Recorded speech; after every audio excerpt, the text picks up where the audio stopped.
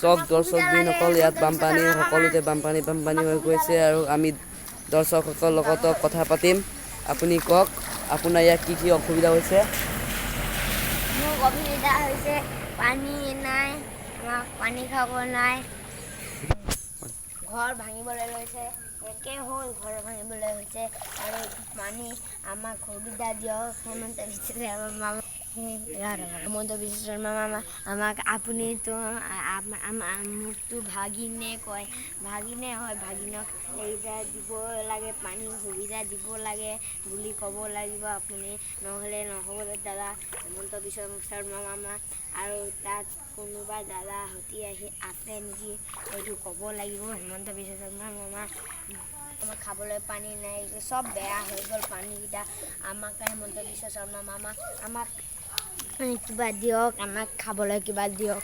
হেমন্ত বিশ্ব শৰ্মা মামা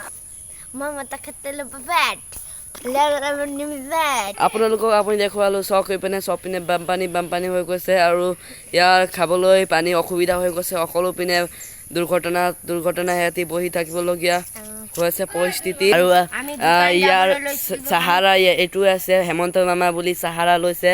ইয়াক কিবা সুবিধা লাগিব বোলে।